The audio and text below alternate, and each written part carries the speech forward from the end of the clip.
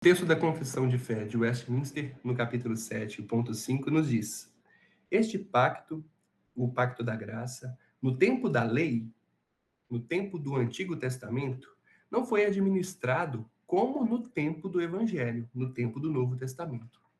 Sob a lei, foi administrado por promessas, profecias, sacrifícios, pela própria circuncisão, pelo cordeiro pascual e outros tipos de ordenanças dadas ao povo judeu, prefigurando tudo, Cristo que havia de vir. Por aquele tempo, essas coisas, pela operação do Santo Espírito, foram suficientes e eficazes para instruir e edificar os eleitos na fé do Messias prometido, por quem tinham plena remissão dos pecados e a vida eterna. Essa dispensação chama-se Velho Testamento. Então, meus irmãos, cada um dos irmãos que quiser pode me interromper a qualquer momento, levantando a mão. No próprio aplicativo aqui do Meet tem a opção de levantar a mão para tecer qualquer comentário e contribuir juntamente conosco, meus irmãos, que é em conjunto o nosso estudo.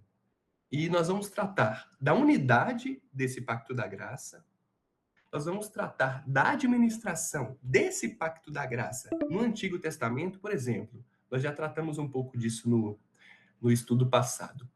Como que Davi, Moisés, Abraão foram salvos se ainda não havia o Cristo? E nós sabemos que a salvação é por meio da fé em Cristo. Então, como que eles foram salvos? Então, nós vamos passar por essas questões. Vamos tratar da eficácia espiritual desse pacto da graça na antiga aliança, no antigo pacto, no Antigo Testamento. E, por fim, vamos concluir e aplicar para nós, meus irmãos, uma chamada à ação. A nossa chamada vai terminar em 15 minutos, então nós vamos prosseguindo. Felizmente, só tem duração de 1 hora. Depois que ela se encerrar, vamos abrir uma nova chamada e vamos mandar para os irmãos adentrarem novamente. Sobre a unidade do Pacto da Graça. O que a Confissão de Fé afirma aqui? Centralmente, que não existem dois caminhos para a salvação. E só existe um, que é a crença em Jesus Cristo. Existe um único pacto da graça, que foi administrado de formas diferentes ao longo de toda a história. Por quê? Depois de Jesus Cristo, ele passou a ser administrado de uma forma, e antes de Jesus Cristo, ele era administrado de outra forma. Mas é o mesmo pacto da graça, meus irmãos. E desde o início, Deus salva os pecadores, que nós sabemos que são todos, pela graça, mediante a fé em Cristo, seja antes ou depois da crucificação, porque nós já vimos que Cristo foi morto fora da linha temporal, fora do tempo. Sim, irmão Wesley. Também, bem brevemente, é importante tratar desse assunto, muito, muito importante, porque é extremamente comum ou haver dúvida sobre a proposição mesmo que você fez no começo da aula, como então os santos eram salvos no Antigo Testamento. É muito comum haver essa dúvida, ou, e o que já aconteceu comigo, quando eu fiz essa pergunta para um irmão que nós trabalhamos juntos, num último trabalho, eu fiz essa pergunta para ele e ele respondeu: porque eles cumpriram a lei. Uma resposta mais objetiva. Então há uma dificuldade de identificar graça no Antigo Testamento. Nós vemos uma teologia mais liberal que enxerga o Antigo Testamento como ultrapassado, como se Deus do Antigo Testamento fosse um Deus diferente do Deus do Novo Testamento, como se houvesse dois deuses, duas personalidades do mesmo Deus, como se não houvesse Cristo no Antigo Testamento, se a segunda pessoa da divindade não fosse eterna, ela tivesse somente nascido ali da Virgem Maria no Novo Testamento. Então é muito importante essa proposição, pode até parecer simples, mas é muito importante, porque atualmente, em toda a história da igreja, esse assunto foi muito levantado e debatido, e confundido também. Ora, como, então, perceber e enxergar o Cristo no Antigo Testamento e a sua graça também no Antigo Testamento? Então, é um assunto muito importante.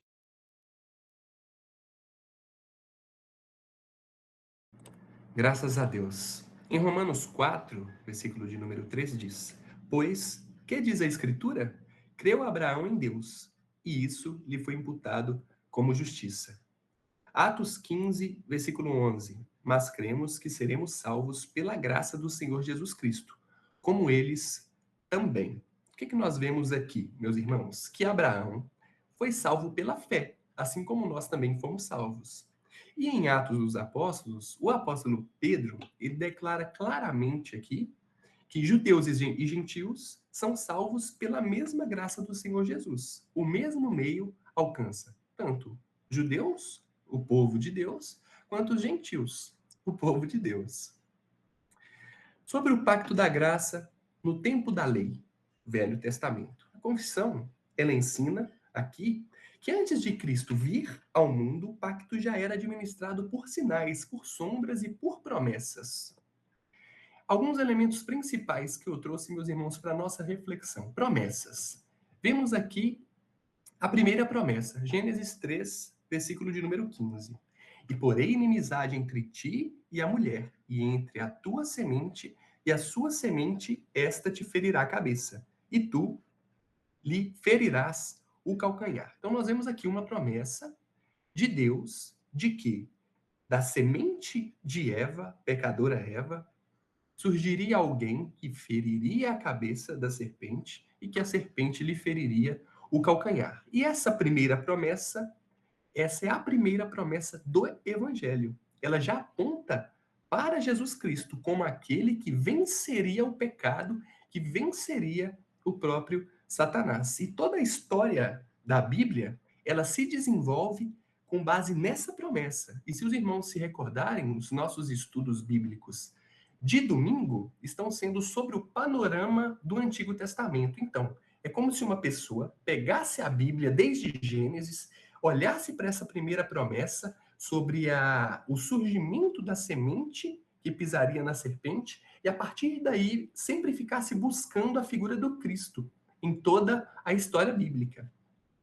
E nós temos feito isso nos nossos estudos, como eu disse, de domingo, buscando Jesus Cristo no Antigo Testamento. Então, nós vimos aqui uma promessa. Sim, irmão Wesley? Ô, irmão, eu esqueci de abaixar da outra vez. Desculpa. Tudo bem. Passando para profecias.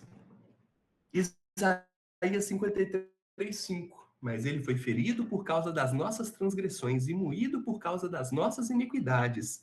O castigo que nos traz paz estava sobre ele, e pelas suas pisaduras fomos sarados. Isaías aqui descreve de uma forma extremamente clara o Messias sofredor, o Cristo. E ele é profetizado aqui como um substituto que leva sobre ele os nossos pecados. Cumpre-se diretamente na cruz essa profecia do profeta Isaías. Outro aspecto do Antigo Testamento que aponta para Jesus Cristo, meus irmãos, os sacrifícios. Hebreus 10:1. Porque, tendo a lei a sombra dos bens futuros, e não a imagem exata das coisas, nunca, pelos mesmos sacrifícios que continuamente se oferecem cada ano, pode aperfeiçoar os que a eles se chegam. Os sacrifícios no Antigo Testamento, os irmãos vão recordar. O que tinha que fazer, meus irmãos, para adorar o Senhor? Os levitas precisavam sacrificar. E esses sacrifícios, eles tinham que acontecer de acordo com como Deus descrevia. Ele descrevia como deveria ser o cordeiro que seria sacrificado, enfim, vários aspectos específicos desse sacrifício. E todos esses sacrifícios, eles não removiam os pecados de forma definitiva. Como que a gente sabe disso? Porque depois eles precisariam de sacrificar de novo. E esses sacrifícios apontavam para o sacrifício perfeito de Jesus Cristo. Esses sacrifícios da antiga aliança eram uma ilustração contínua da necessidade da expiação dos nossos pecados, meus irmãos. Então nós vemos os sacrifícios também apontando para Jesus Cristo. Mais um aspecto, a circuncisão. Deuteronômio 10:16. Circuncidai, pois, o prepúcio do vosso coração, e não mais endureçais a vossa cerviz. A circuncisão física, ela apontava a algo maior. Os irmãos também vão lembrar, meus irmãos. Todo o povo de Deus era circunciso, os judeus eram circuncisos. Desde Titinho nascia, passavam uns dias, eram circuncidados, para demonstrar que eles faziam parte do povo de Deus, filhos da aliança. E essa circuncisão física, ela apontava para algo maior. Ela apontava para uma transformação interior, para uma purificação espiritual. Como diz em Colossenses 2, versículo 11, no qual também estáis circuncidados com a circuncisão, não feita por mão, no despojo do corpo dos pecados da carne, pela circuncisão de Cristo. Então, um cumprimento em Cristo. A circuncisão, ela apontava para Cristo, que faria com que os nossos corações fossem circuncidados, meus irmãos. Mais um aspecto do Antigo Testamento que aponta para Jesus Cristo é o Cordeiro Pascal. E esse texto, ele é maravilhoso, porque nós lemos em Êxodo 12, 13. E aquele sangue vos será por sinal nas casas, e em que estiverdes, nas casas em que estiverdes. Vendo eu o sangue, passarei por cima de vós, e não haverá entre vós praga de mortandade, quando eu ferir a terra do Egito. Os irmãos lembram, a 10ª praga do Egito era assim, foi dada uma ordenança, eles tinham que fazer um sacrifício, passar o sangue nos umbrais da porta, passaria o anjo do Senhor, as casas que tivessem esse sangue, esse símbolo do sacrifício, não teriam seu primogênito morto. Os que não tinham esse símbolo, teriam seu primogênito morto. Essa é a 10ª praga do Egito, meus irmãos. E esse cordeiro era morto no lugar do povo. Quem tinha o cordeiro morto lá, no umbral da porta, não tinha o primogênito morto. E esse sangue desse cordeiro pascal trazia o livramento. E em 1 Coríntios 5, 7. Purificai-vos, pois, do fermento velho, para que sejais uma nova massa, assim como estáis sem fermento. Porque Cristo, nossa Páscoa, foi sacrificado por nós.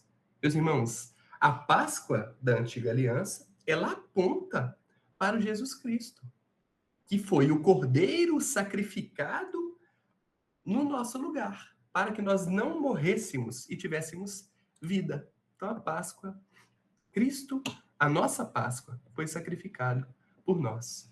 Mais um aspecto da Antiga Aliança que aponta para Jesus Cristo, meus irmãos, tipos e algumas ordenanças em Colossenses 2, 16 e 17. Portanto, ninguém vos julgue pelo comer ou pelo beber, ou por causa dos dias de festa, ou da lua nova, ou dos sábados, que são sombras das coisas futuras, mas o corpo é de Cristo. Então, as leis cerimoniais, as festas, os alimentos, os rituais, nós já vimos um pouco sobre leis cerimoniais. Nós diferenciamos as leis cerimoniais das leis civis e das leis morais. Nós vimos que as leis morais são as leis de Deus, que elas não são mutáveis, elas são eternas, elas permanecem até hoje, inclusive o resumo delas são os 10 mandamentos do Senhor. E nós vimos que tem as leis civis, que para os irmãos entenderem como se fossem as nossas leis de hoje, o Código Civil, a Constituição Federal, as leis civis daquela época também existiam, elas são mutáveis, e as leis cerimoniais, que eram leis específicas das cerimônias, dos rituais que foram instituídos por Deus para a adoração dele no antigo templo.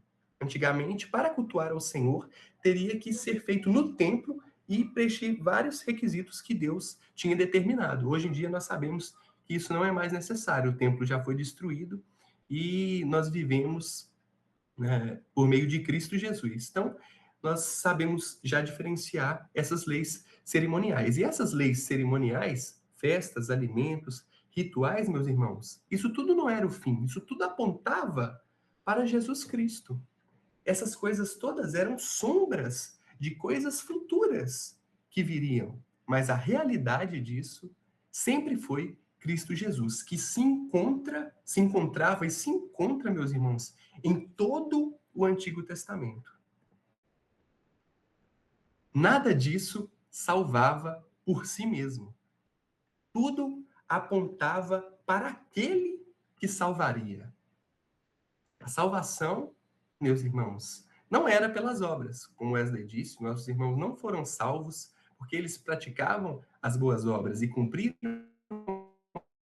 a lei do Senhor. Não. Nada disso salvava por si mesmo. Tudo isso, tudo que eles deveriam fazer, tudo que era praticado na antiga aliança, apontava para aquele que salvaria e salva toda a humanidade. Bom, posso fazer aqui uma pergunta, meus irmãos, para incentivar a participação aqui na aula? Nós vimos aqui vários aspectos do Antigo Testamento que apontavam para Cristo Jesus. E eu quero fazer uma pergunta aqui aberta, que não necessariamente nós teremos uma resposta específica, que é: por que Deus instituiu todas essas questões no Antigo Testamento que apontavam para Cristo? Qual a necessidade disso? Os irmãos gostariam de se aventurar? Se os crentes do Antigo Testamento foram salvos pela fé em Cristo, mesmo sem ver Jesus Cristo, o que é que isso ensina para nós assim? Eu percebo que isso tudo torna ainda mais grandioso a revelação de Jesus Cristo no Novo Testamento. O fato de tudo absolutamente apontar para ele aumenta, primeiro, a expectativa do Messias, profeticamente falando, inclusive, e torna ainda mais gloriosa a encarnação nesse sentido, porque mostra o contraste do que é imperfeito e do que é perfeito.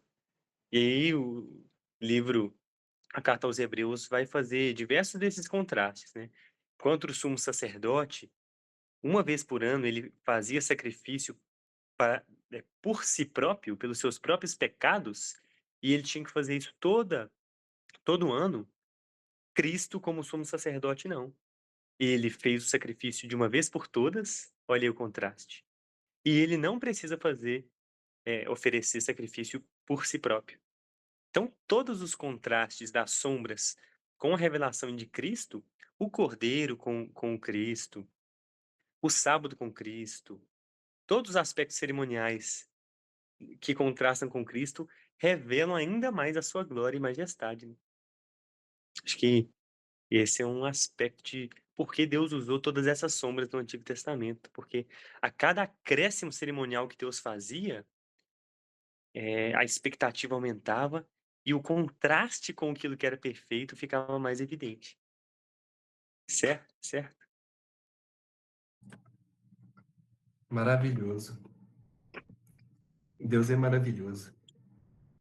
Meus irmãos, caminhando aqui para um ponto 3 sobre a eficácia espiritual do Pacto da Graça no Antigo Testamento.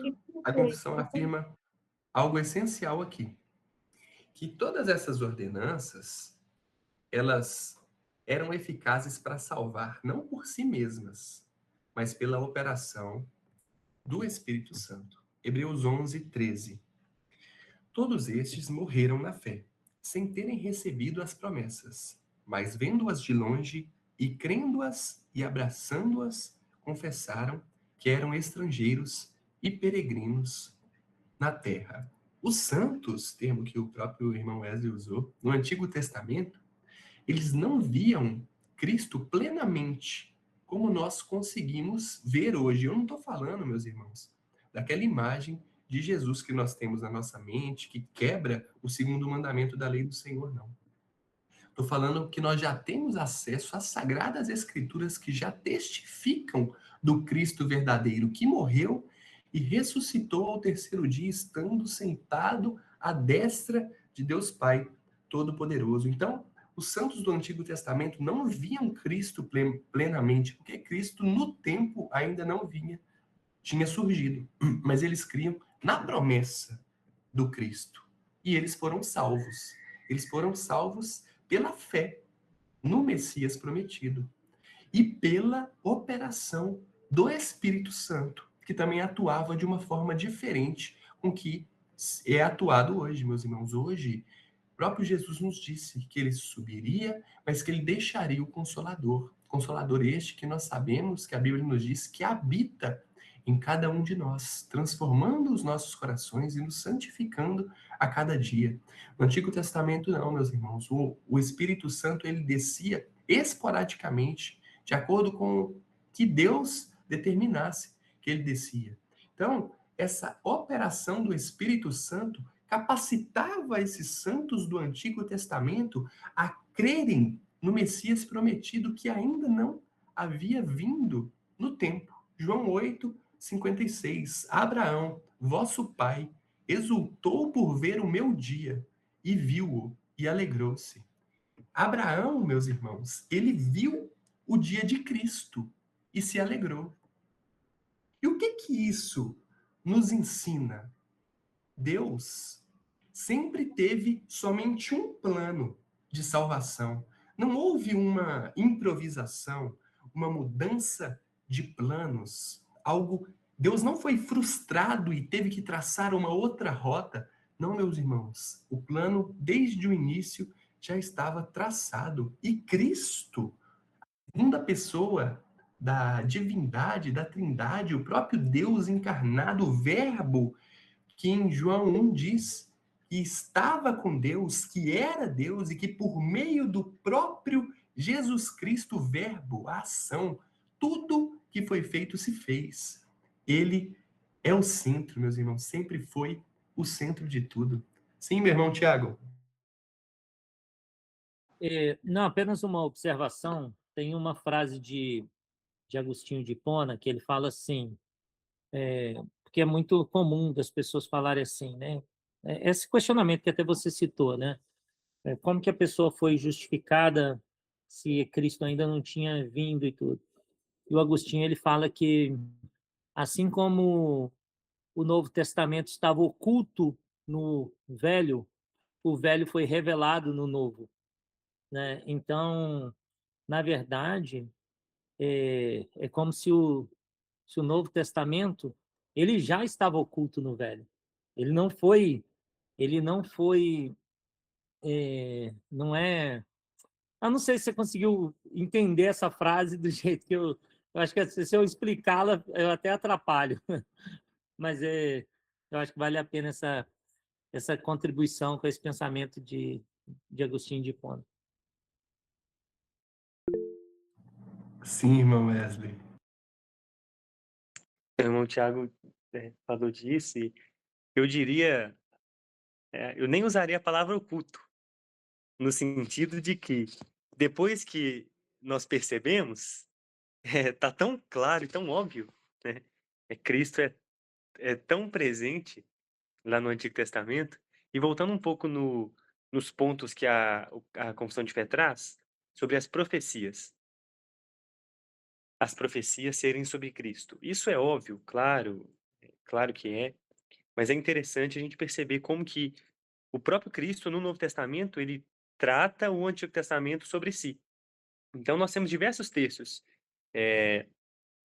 No caminho de Emaús, ele explica para os discípulos que as Escrituras falavam dele. Nós temos Jesus falando várias vezes nos Evangelhos que tudo testificava dele, as Escrituras, né? Mas, especialmente, em Lucas 24:44, Jesus diz o seguinte: importava que se cumprisse tudo o que de mim está escrito na lei de Moisés, nos profetas e nos salmos. Jesus aqui está explicando, ele está dando detalhes com essas três categorias de escritos para dizer e se referir ao Antigo Testamento todo. Então, o que ele está falando? Ele está falando dos escritos de Moisés, da lei de Moisés, que é toda a Torá, dos profetas e nos salmos. Então, tudo isso era sobre ele. E aí o ponto para nós identificarmos isso é tentarmos enxergar no Antigo Testamento os aspectos que são fortemente revelados em Cristo, como a própria graça. De certa forma, muita gente não consegue perceber a graça no Antigo Testamento, como a gente já falou, né? Mas tentar enxergar essa graça no Antigo Testamento é o que faz a diferença para enxergar o próprio Cristo, enxergar que todos os escritos do Antigo Testamento falavam sobre Cristo. Então, profeticamente falando, nós temos em Gênesis, no jardim, na aula passada até o irmão Lucas e a irmã Dayana citaram o animal que foi morto ainda no jardim para que eles fossem cobertos de pele. Isso já é um tipo de Cristo. Isso já era uma sombra do Cordeiro que seria morto e que seríamos cobertos dos nossos pecados por ele. Já era um tipo dele, uma sombra. Mas a partir disso, de Gênesis, em todas as pessoas, em todos os livros, em todos os profetas, nós temos Cristo sendo revelado. Desde as aparições teofânicas, como o anjo do Senhor, que ali é a segunda pessoa da Trindade, o mensageiro do Senhor, é Cristo, aquele que é a imagem do Deus invisível, né? Até, de fato, as menções proféticas. E em absolutamente todos os profetas, os livros proféticos, Cristo pode ser encontrado, né? E especialmente, e encerro a minha fala aqui, nos Salmos, como no texto que eu li diz, na lei de Moisés, nos profetas e nos Salmos. Os Salmos são sobre Cristo. E os Salmos são maravilhosamente um livro de canções que cantam sobre Cristo. Ali sobre a sua morte, nascimento, morte, encarnação, ressurreição, também a sua ascensão, a sua justiça, os seus sofrimentos, ali no Salmo 22, os seus atributos em outros salmos, o seu governo, as suas funções de profeta, sacerdote, rei, tudo está ali nos Salmos. Lutero, ele chama o livro dos Salmos de uma mini-bíblia, que toda a escritura está contida dentro do livro dos Salmos. Olha o quanto que isso é especial, meus irmãos, entender o que o irmão Tiago disse, apontando para Santo Agostinho, que o Antigo e o Novo Testamento eles estão conectados de uma forma tão intensa, umbilicalmente conectados, por assim dizer, né, que nós precisamos de entender essa conexão para compreender o próprio Cristo do Novo Testamento. Ele fala sobre si citando o Antigo Testamento. O apóstolo Paulo fala de Cristo citando o Antigo Testamento. Todos os apóstolos falam de Cristo citando o Antigo Testamento. Então, para entender Cristo, nós precisamos do Antigo Testamento. E para entender o Antigo Testamento, nós precisamos de Cristo, né? Acho que esse talvez seja um bom resumo também dessa frase que o Tiago citou de Santo Agostinho, né? Tá realmente muito conectado e Cristo é o centro de tudo. Essa é a aliança de Deus, esse é o pacto da graça. Graças a Deus. Assim como o Salmo 24 diz: quem é o Rei da Glória? O Senhor forte e poderoso, o Senhor poderoso nas batalhas, o Senhor dos exércitos. Ele é o Rei da Glória. É o Cristo, meus irmãos. Graças a Deus. O Antigo Testamento não é inferior, ele é preparatório. E aqui já caminhamos para a nossa conclusão. O tempo da lei não era um plano antigo superado, mas uma preparação divina completamente perfeita. E Deus estava de forma paciente apontando para aquele que viria e salvaria todos nós, meus irmãos. E aqueles que criam eram realmente salvos, que criam no Messias, que criam no Cristo. Cristo sempre foi o centro, mesmo antes de vir ao mundo. E tem aqui algumas aplicações para nós, meus irmãos, que possamos ler o Antigo Testamento com os olhos em Cristo. Que possamos não ver o Antigo Testamento apenas como histórias, mas ver o Evangelho sendo anunciado, meus irmãos. Cada sacrifício ali aponta para Jesus, cada promessa ali converge em Jesus. Como nós citamos a questão da 10ª praga da Páscoa, meus irmãos, aquilo ali é Jesus perfeito. É maravilhoso. Então, que possamos nos debruçar no Antigo Testamento com os olhos voltados para Cristo. Eu proponho para os irmãos fazer esse exercício. Leiam um livro do Antigo Testamento e busquem Jesus Cristo ali. Os irmãos vão encontrar e vai ser maravilhoso. Outra aplicação para nós, meus irmãos, que possamos valorizar a obra do Espírito Santo, porque assim como hoje Era ele quem aplicava a salvação, era ele que dava aos nossos irmãos do Antigo Testamento o dom da fé. Ninguém jamais foi salvo sem o Espírito Santo. Uma terceira aplicação, que possamos abandonar qualquer ideia de salvação por obras, porque nem no Antigo Testamento isso existia, meus irmãos. Porque nós sabemos que todos que passaram do Antigo Testamento pecaram, erraram gravemente. Todos pecaram. O Davi, que é o famoso homem segundo o coração de Deus, cometeu pecados terríveis. Então a salvação não diz respeito às obras, meus irmãos. Porque senão nenhum de nós alcançaria essa salvação. Sempre foi a graça, sempre foi a fé no Cristo, nos dada pelo próprio Deus por meio de seu Santo Espírito. E por fim, possamos cultivar a fé semelhante aos antigos. E aqui eu posso até fazer uma pergunta, o Davi, o Lucas, que estão aí caladinhos hoje, é claro que não tem como ser mais fácil ou ser mais difícil, mas o que é mais fácil de crer? Os antigos, crer num Cristo que ainda viria, ou para a gente hoje, crer num Cristo que já veio, em Lucas e Davi?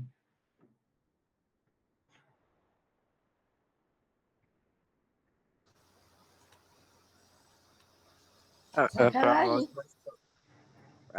Eu esperei tu falar e tu me fala mesmo agora que eu. Fala primeiro, Falar, Davi, depois vai o Lucas. Pra nós é mais fácil hoje, né? Ainda mais que a gente tem a Bíblia completa, né? Todo o canon fechado, né? Acho que pra nós seria mais fácil hoje. E aí, Lucas?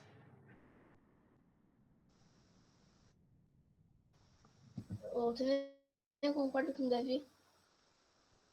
Concorda com o Davi, que é mais fácil, né? Realmente, meus irmãos, nós sabemos quem nos dá a fé é o Espírito Santo, e ele é capaz de amolecer qualquer coração duro. Por mais duro que ele seja, o Espírito Santo é capaz de amolecê-lo e de dar a fé. Mas quando a gente analisa nesse aspecto mais lógico e racional, meus irmãos, hoje que nós já temos as escrituras todas falando ali de Cristo, Cristo já veio, né? Parece ser ainda bem mais fácil do que os antigos. E mesmo assim, hoje, nós ainda não cremos. Muitos de nós ainda não cremos no Cristo verdadeiro. Então, que possamos. Sim, irmão Wesley. Não, sobre esse comentário e essa pergunta rapidinho. Alguns ateus, já vi alguns ateus falando que, não, se Jesus aparecer, se Deus aparecer na minha frente, encarnado, se milagres fossem feitos. Eu tive um professor de filosofia que, o Max, né? Quando ele me deu aula, ele falou que ele era ateu e que ele só acreditaria em Deus se ele decepasse o próprio braço e ele visse um braço nascendo de novo, igual um lagarto, sabe? Você vê as ideias, o que esse povo tem na cabeça, né? Então, a gente até podia elevar, né? Nós temos as escrituras, mas e se tivéssemos o próprio Deus na nossa frente? Não seria mais fácil de crer? Por quê? Porque as escrituras são palavras, de certa forma, não são tão claras nesse sentido. Ver mesmo uma pessoa, ver Jesus na nossa frente, não seria mais fácil de crer? E o que aconteceu com Cristo quando ele veio ao mundo? Quando ele foi encarnado, né? Todos creram nele? Né? Então, de fato, como ele disse, é impossível. E ele mesmo fala, o que é impossível ao homem é possível para Deus. Porque nem com o Cristo encarnado, operando milagres e maravilhas, Nós os cremos. que estavam preparados para a perdição puderam crer. E é esse que é o ponto. Para que vendo não vejam, para que ouvindo não ouçam, para que não sejam curados e tenham seus pecados perdoados. Isaías 6 e nos evangelhos, Cristo explica também sobre a cegueira e a dureza do coração de alguns, né? Não, e outra coisa também interessantíssima, que é quando a gente analisa o povo de Deus no Egito, ali no deserto, sol quente e a sombra, não deixava eles com sol. De noite frio e Deus mandando fogo e eles quentinho. E mandando maná. Nunca passava fome, as roupas tudo crescia no corpo muitos ainda não creram. Muitos ainda adoravam uma imagem de uma serpente no deserto. Enfim, meus irmãos, isso é mais uma forma de nos mostrar que a salvação de fato, ela não é pelas obras, somente Deus é capaz de nos dar fé de crer nele. Sim, minha irmã Débora.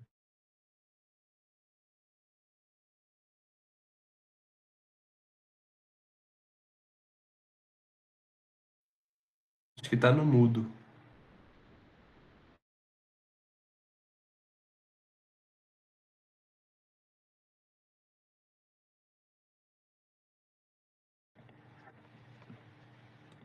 Deve que foi sem querer, minha irmã. Qualquer coisa pode levantar a mão e comentar. Já estamos caminhando aqui para o fim.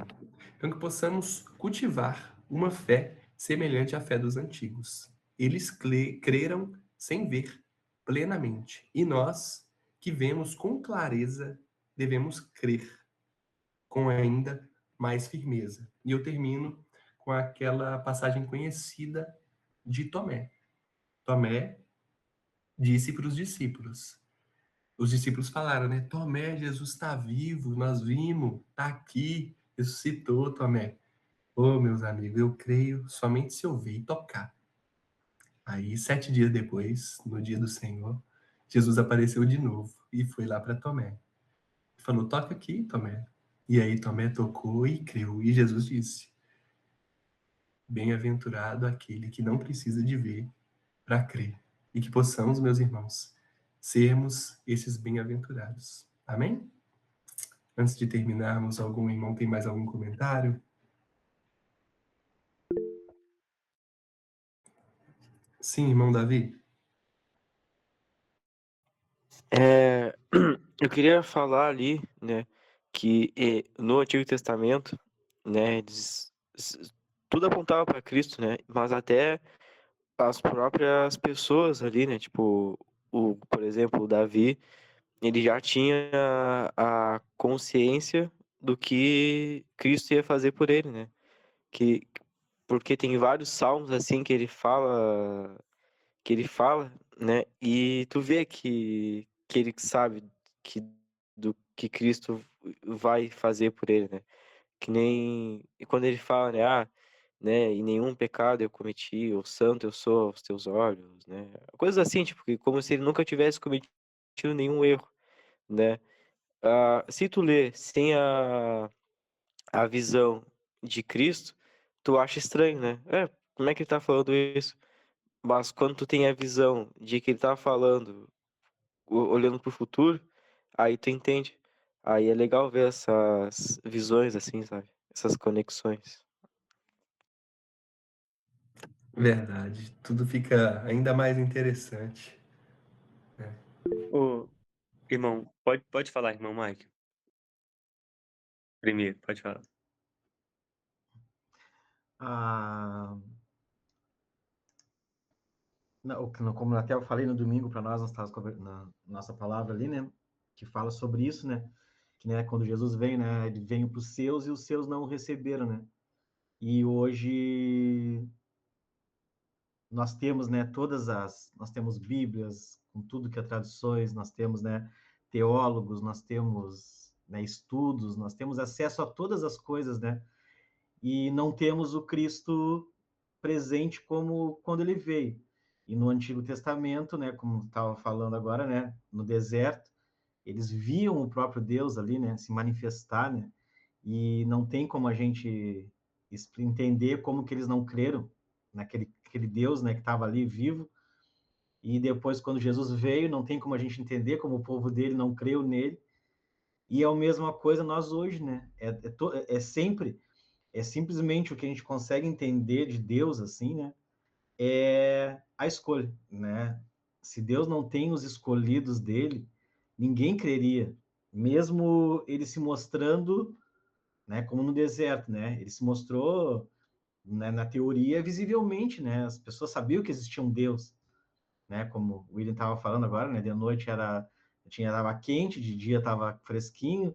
As roupas dele, né? Eu já vi estudos, um estudo uma vez, né? Sobre as doenças dos pés deles, né? Se o tempo que eles ficaram caminhando no deserto com o mesmo sapato, que eles caminharam com o mesmo sapato, com a mesma roupa, durante 40 anos, né? Uma coisa, um milagre, né? E diz assim, só o que eles teriam de doenças que pegariam pelos pés deles, eles já teriam morrido todos há muito tempo. Porque, então, se for milagre em cima de milagre, tudo perfeito, né?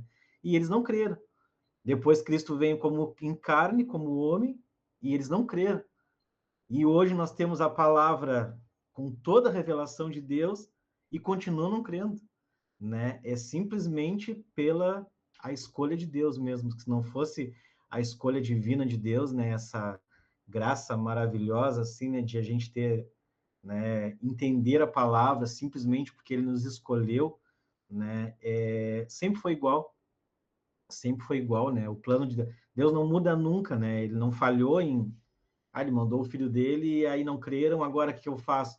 Ele nunca teve essa opção, né? É tudo plano perfeito dele para os eleitos dele, né? Que nem quando fala, né? Deus enviou o seu único filho para todo que preveu o mundo, né? Seu único filho, que mundo? É o mundo dos eleitos, né? É os que creram nele, porque o resto do mundo ninguém crê nele, né? Sempre que Deus fala de mundo, no sentido de salvação, né? É o mundo dos eleitos dele, né? É isso que a maioria da igreja hoje não consegue entender, né? Porque ela não consegue entender Cristo, ela não consegue saber quem Cristo é, né?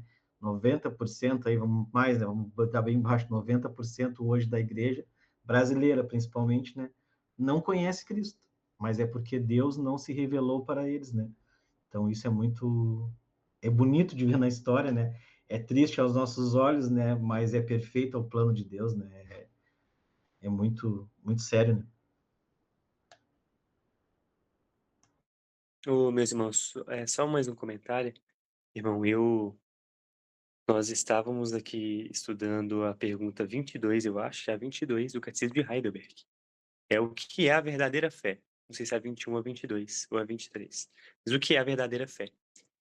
E tem uma boa reflexão que o autor do Catecismo, Zacarias Ursinos, faz, que é diferenciando fé de esperança. E aí, quando o Davi falou que eles tinham mesmo essa esperança do futuro, eu lembrei disso, dessa explicação. Em qual sentido? A esperança, ela é simplesmente futura. Eu simplesmente espero alguma coisa futura acontecer. A fé, ela é uma esperança futura, mas uma esperança por meio da qual eu, ainda que esteja esperando, eu já gozo dos benefícios desse algo que eu espero. Então, a fé, ela é uma espera, mas uma espera já benéfica. Nós já gozamos dos benefícios, né? Por exemplo, na Nova Aliança, nós temos os sacramentos como meios de graça, como formas da igreja receber graça do Cristo. Nós temos a pregação da palavra como também uma forma de Deus administrar a sua graça a nós, as orações. Então, os sacramentos, as orações, a pregação da palavra, tudo isso são meios de graça, formas, caminhos pelos quais nós recebemos os benefícios da esperança. Isso é a fé. A fé nos faz nos apropriar dessa graça. E no Antigo Testamento? Não era simplesmente uma esperança, era fé. Uma fé dada pelo Espírito, uma fé que fazia eles já receberem na Antiga Aliança os benefícios da graça. Então, eles já recebiam lá paz, eles já tinham paz. Davi vai falar: em paz me deito, logo pego no sono. Por causa do Senhor. Meu refúgio está em Deus. Ele canta no Salmo 11. Meu refúgio é o Senhor, Deus que fez os céus e a terra. Então, a fé faz com que nós e também os santos do Antigo Testamento já gozassem da graça. Lá, não é só uma esperança que apontava para Cristo.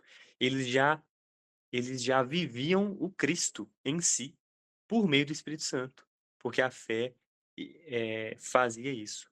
E eles recebiam por meio dos sacramentos também. Então, a festa da Páscoa, para eles, era um sacramento.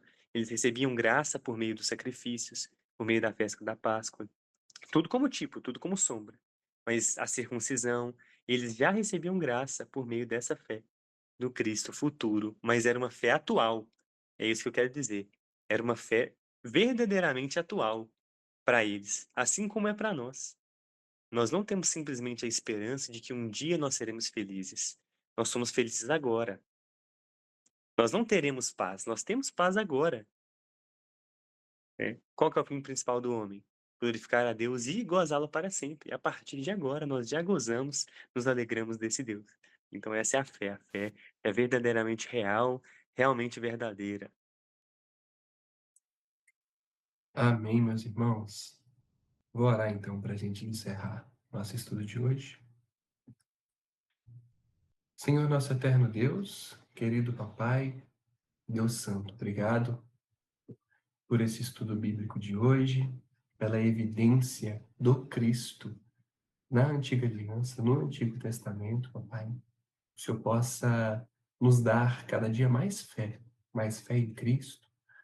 Nos permita, Papai, ter este dom e contemplar a Tua palavra, contemplar o nosso Salvador, Pai, em toda sua glória e santidade, Senhor. Que o Senhor possa nos dar um resto de semana abençoado, que possamos todos os dias nos lembrarmos daquilo que Jesus fez por nós, nos arrependermos e, de fato, viver uma vida para glorificar ao Senhor eternamente. Obrigado e amém.